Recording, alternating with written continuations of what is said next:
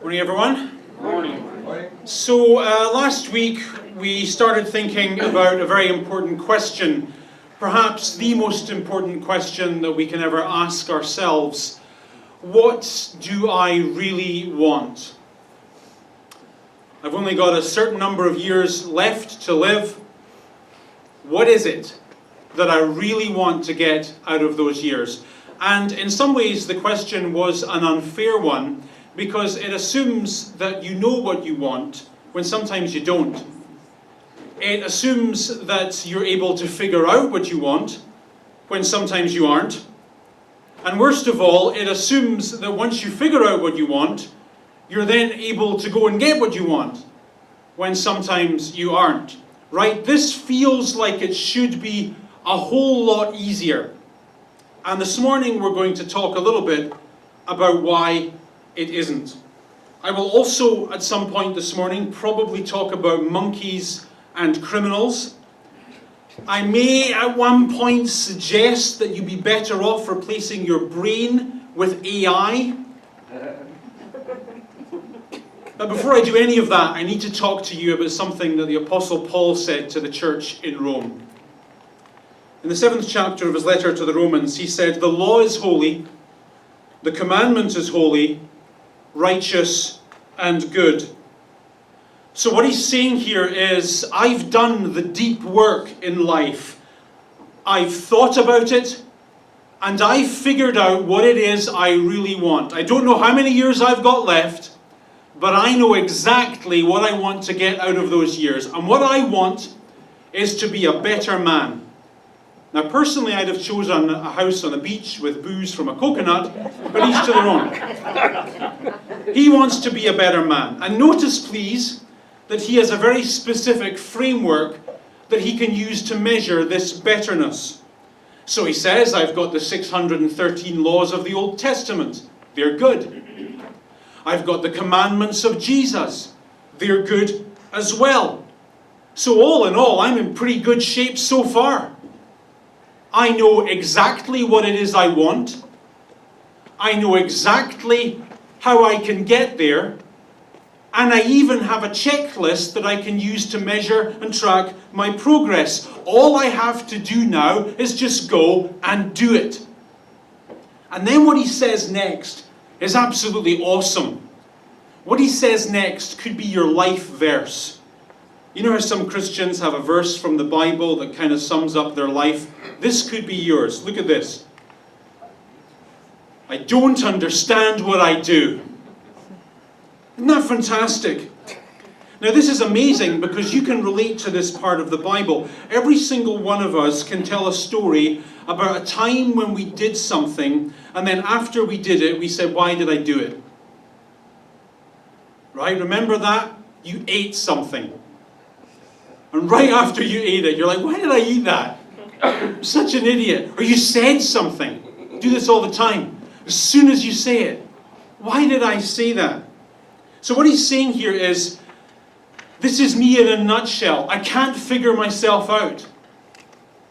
So much of my life and my actions and my behaviors are a complete mystery to myself. I am absolutely a good person. I know what a good life looks like. I know what decency is. I know what morality is. I know what my goals are. I know exactly what it is I want to get out of this life. But puzzlingly, there is this occasional disconnect between what I know and how I live. And so what I often find, and it's so annoying, that sometimes I undermine my own future by doing things that sabotage my chances of getting where I want to go. And it makes no sense. If I know what I want, why would I make decisions that take me further away from what I want? How's that for rhetorical pain? If I know what I want in life, why do I make decisions that take me further away from it? When we talk about the kind of life that we would like to have in the future, I think we'd all agree that it's not enough to have good intentions. It's an observable fact that everyone intends to have a good future, but those intentions do not work out in 100% of cases.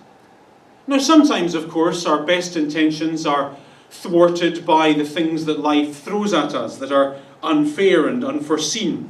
Sometimes life just dumps on us and throws things on our plate that are unpleasant, and there's absolutely nothing that we could have done to prevent it. That's life. But that's not always how it is. Sometimes our best intentions are thwarted because we're stupid and we make bad decisions. In each of our lives, this is the case, isn't it? There's a strange and a baffling discrepancy between the future that we intend to have and the choices we make on a day-by-day basis. We do what the apostle confesses here. We do what we don't want to do. And we don't do what we want to do. Why not? And I suppose what's really scary about this baffling side to ourselves is of course, we're all headed somewhere. And as we think about what we want in life and how we're doing, it causes us to think about where it is we're headed. And the smart move would be to look at our lives today and extrapolate how we're living into the future and say, okay, if I keep doing what I'm doing today, where will that take me in 5 years' time? That would be simple. If I keep spending or not saving the way I'm doing today, where's that going to take me in 10 years? If I stay in this career, what will that mean in the future for my happiness, for my security, for my sense of satisfaction in life? If I keep on ignoring my health the way I've been ignoring it, fast forward 10 years, where will I be? What will that look like? What will the implications of that be? And there's actually a verse in the Bible that encourages us to do this extrapolating. It says this: the prudent man sees danger and takes refuge, but the simple keep going and they suffer for it. In other words, if you just think through the future consequences of today's decisions, your future will be better. And this is great stuff. It's simple. However, as wisdom for life, it is somewhat overly simple because it's incomplete. Verses like this in the Bible imply that if someone were to give you a database of the likely outcome of all possible decisions, and if you just typed into that database, I am thinking about doing X activity, and if the database then told you that in the 70,000 cases of people who did that exact thing you are thinking of doing, in 69,999 of those cases, the outcome was bad, this verse implies that armed with that information, you would always make the smart move.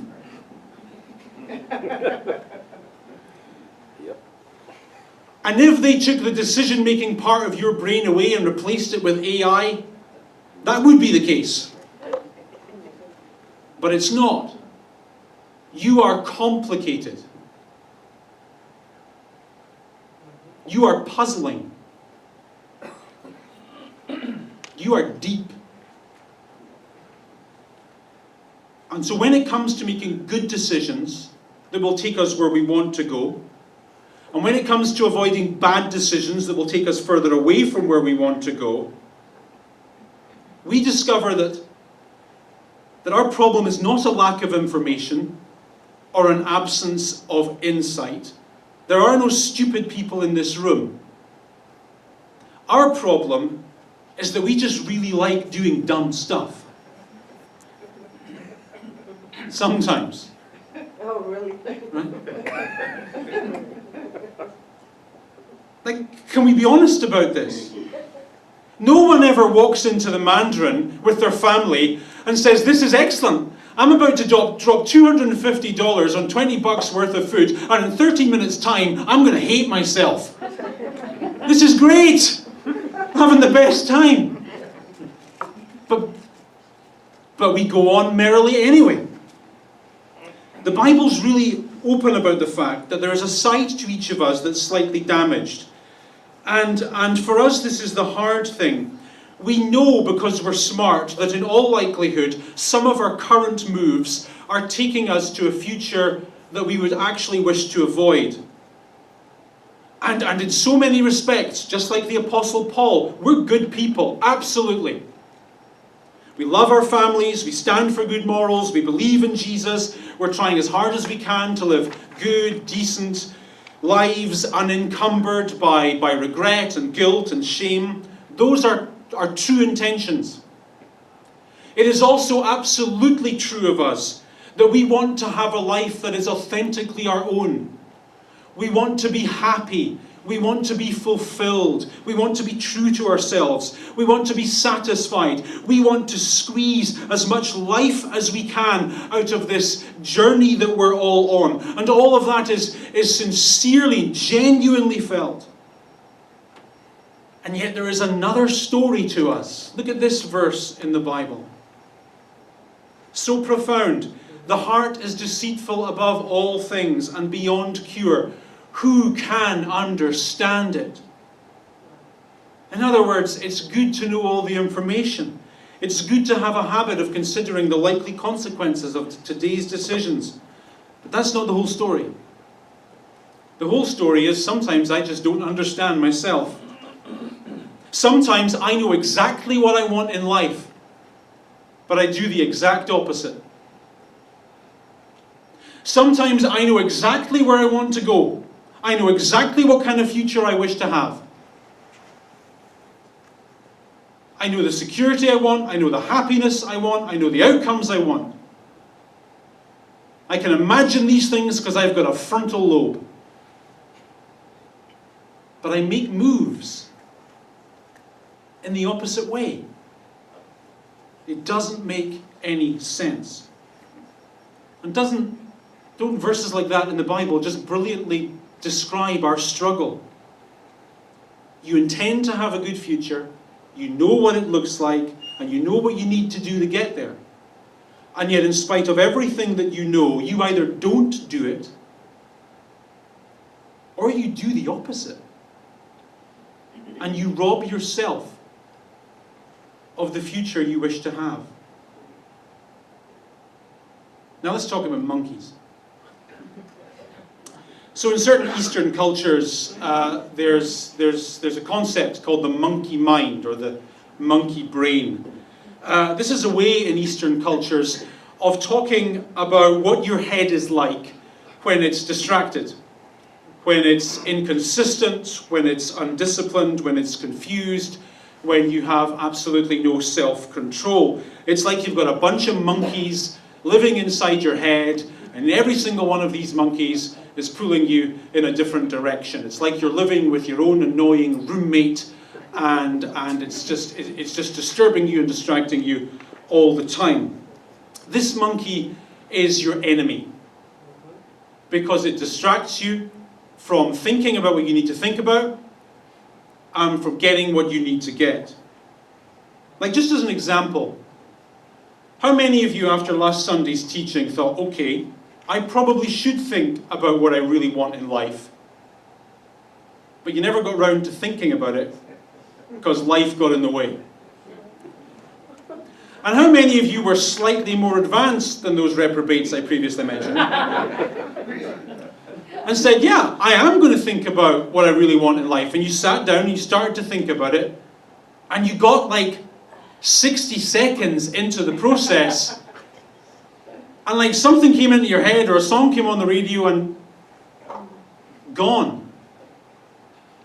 And how many of you are even more advanced than that you've done some of the deep work and you're pretty far ahead and you know what you want out of life? But all the time you get pulled away and you get distracted. You never get round to doing what it is you really want. So many distractions. This, in Eastern culture, is your monkey mind. The Bible talks about something similar. The brother of Jesus, James, said this in his epistle. He said, when tempted. Temptation, of course, is the ultimate distraction. And I like that when he talks about temptation, he says when and not if. So in Christian thought, there is a certain inevitability to feeling like doing things you shouldn't do. And so I think that if you're going to figure out what you really want in life, you have to be able to distinguish what's valuable from what's natural. So buzzing around in your head, there's all sorts of wants. That's what you're like. You're a human, you want stuff. Some of the things that you want are good and will take you where you want to go. Some of the things that you want are not so good and will take you further away from where it is you want to go. And on the edges of all those wants, on the periphery of all those wants, are the things that you really value in life. The things that are really important to you. And the trick is to look at the things you want and try and figure out what is it in that that's actually important to me. What is it about that that I really value? Okay, so for example, you want to be rich. Okay, good for you. But what is it about being rich that is actually valuable to you? What is it about being rich that is important to you? Why is that so appealing? You're out on a Saturday night and you want to have a one-night stand. Fair enough. But what is it about that that's actually valuable to you? What is it that you actually want? What is it about this experience that you're actually searching for, that actually matters to you? You understand? Somewhere in the things you want, in the things you desire, there's value. And there's importance. What is it? That's the trick. And temptation blurs the line between what's valuable and what's natural. It blurs the line between what's ultimate and what's immediate. It blurs the line between what's valuable and important and what isn't. And James knows the danger of this. And he knows the greatest risk to a person of faith is sometimes not the wrong stuff that life does to them, but the wrong things that they do to themselves. So he wants his readers to understand the mechanics of this. And so he says, here's how it works. He says, each one is tempted when by his own desire he is dragged away. And the phrase that jumps out at me in this sentence is dragged away. This is the monkey in your head. He's saying there's something in you that will just come up, take a hold of you, and drag you away from who you want to be and where it is you want to go. So talking about criminals, the Stoic philosopher Seneca said this. He said, here's what I've noticed about people. And here I'm paraphrasing to the point of butchery, but that doesn't matter. He said, I've noticed that people will not tolerate criminals. A person will not tolerate a criminal breaking into their house and stealing their possessions. A person will not tolerate a shopkeeper giving them $10 worth of change from a $50 bill. A person will not tolerate a criminal stealing their car. And yet, without thought, a person will tolerate someone stealing their time.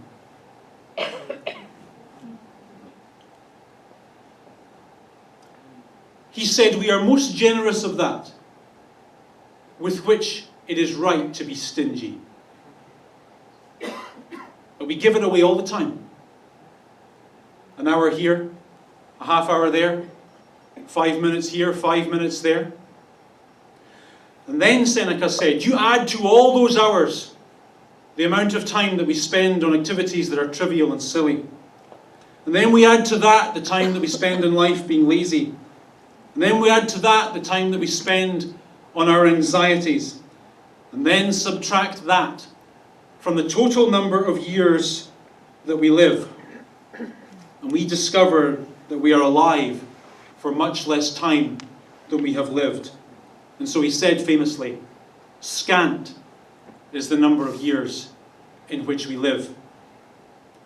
And so to avoid that,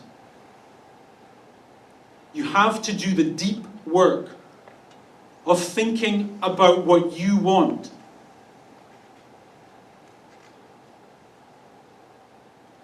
If you don't choose the life you want, someone else will choose it for you. So you have to think about what you want in life, and you have to be disciplined about it. And then once you figure out what it is you want, you have to be disciplined about making it happen, because you will get dragged away all the time. I don't want to oversell the importance of this series. But if in the last 7 days you haven't given yourself time to think about what you really want in life, but you have given yourself time to get stressed out and worried and annoyed about something that your cousins, aunties, uncle on your mother's side did or said, you're failing at life.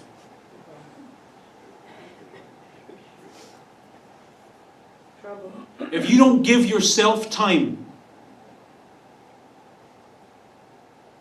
if you don't make time for you to figure out what you want and to get what you want, but you do give time to this and to that and to the other thing, you're losing. And winning is just a matter of flipping a switch.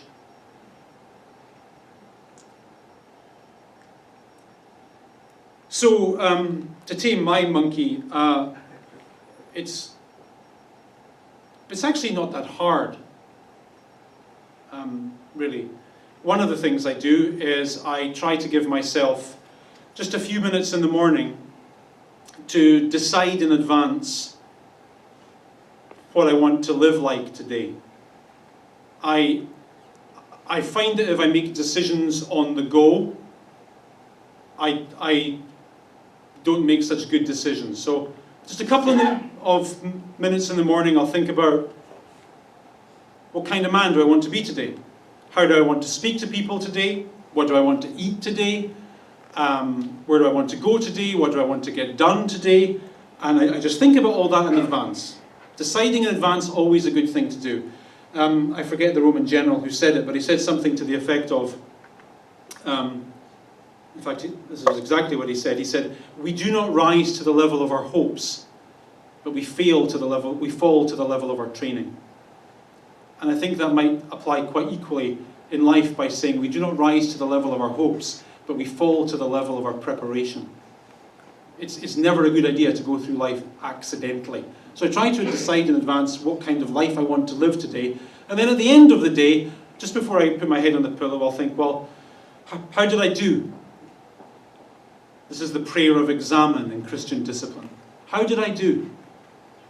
And some days, pretty bad. But that's all right. It's okay to have a bad day as long as you're trending in the general direction that you want to go in, loosely speaking. And I do little things like that because I don't want to leave life to chance. And this is what the wisdom of the ancients would teach us.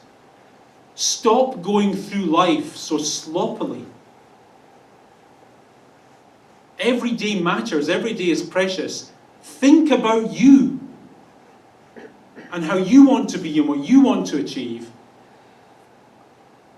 and make decisions towards that end. No one else is going to do it for you. They'll steal from you. And they'll steal the only thing that really matters: your time. Then he says, notice the consequence vibe here. After desire is conceived, it gives birth to sin. After sin is full grown, it gives birth to death. So he gets it. He knows that what we want is sometimes in conflict with what we really want. And he knows how easily distracted we are. And so he's urging his church here not to trade ultimate for immediate.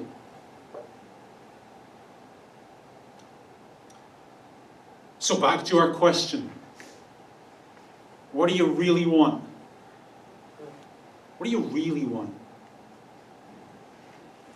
And what keeps dragging you away? What's stopping you? How long do you plan on letting what you don't really want get in the way of what you really want? Or,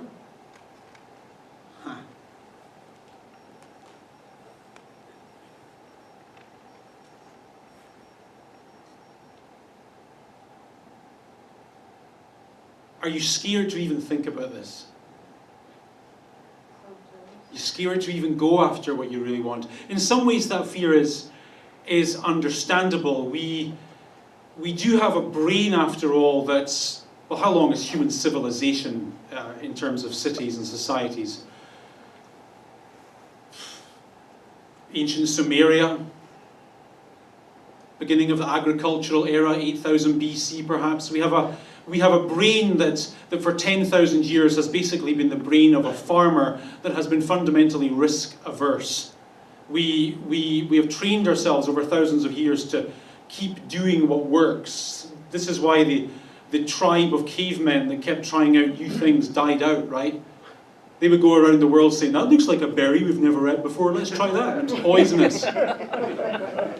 I wonder what would happen if we made friends with bears. Do you think we could fly off a cliff? No.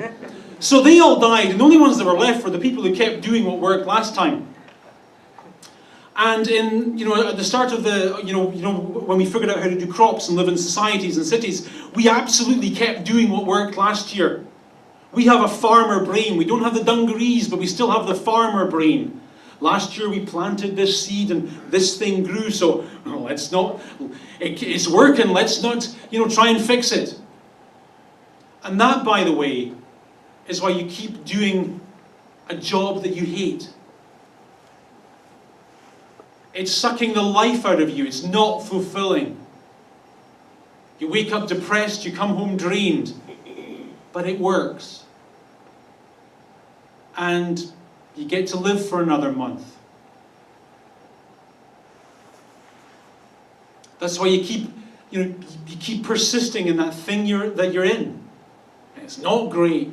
It's far from it. Absolutely not what you wanted in life. But it kind of works. Farmer brain. So I get it. We repeat what's safe. We keep doing what worked last year.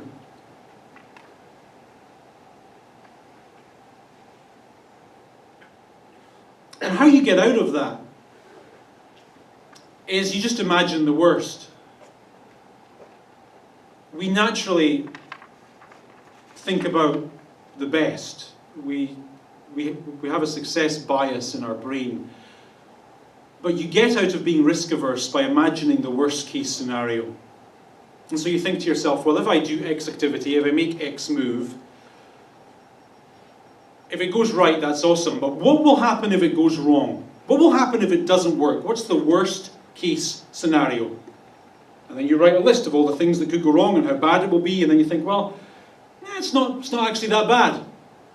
I'll be set back 6 months. It'll take me this amount of time to get back to where I currently am. The risk isn't that bad. I think I'll go for it. Or not. The more you imagine the worst, the clearer a picture you'll get for yourself of whether or not it'll be worth going for that thing you think you want to go for. Is this the condition I so feared? It's not that bad. If we don't craft lives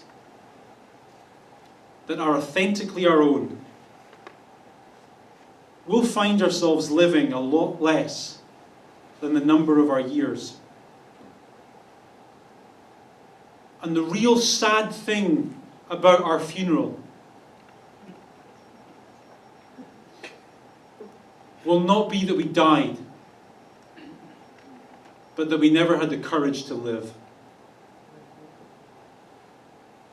And there's no pain like that pain.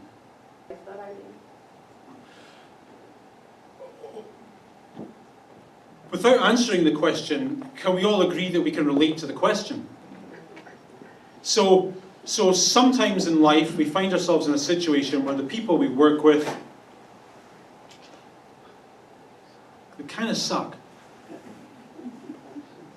And they make our life difficult, and they make being around them difficult, and they contribute to that feeling we have in the morning of waking up, I don't feel like going to work today, and they contribute to that feeling we have on the way home, feeling drained, and that we didn't give our best and unfulfilled. So, I'm not sure, other than saying, that's life, that there's a detailed answer to that question. But the Bible relates to how you feel. Everyone in this room relates to how you feel. If there is an answer, it's somewhere in the area of just, you can't control how other people behave, but you can always control how you behave. You can't control how other people choose to live, but you have a great deal of control over how you choose to live and the moves you make. And your life and your moves and your behavior is never, ever, ever determined by them, always by you. When we feel that our behavior and our choices is a result of what they're doing and what they're saying, we're essentially making ourselves victims. We're taking power out of our own hands and say, I have no choice but to feel how I feel. I have no choice but to be how I am because that's how they are. And surely God would not wish this for us. Surely God would wish for us to say, no, this is your life. It's absolutely in your control and your power, and you can be better in this situation. Awesome question. I relate to it. We relate to it. The Bible relates to it. Thank you for asking. We are out of time. Thank you for coming. God bless you. See you next Sunday.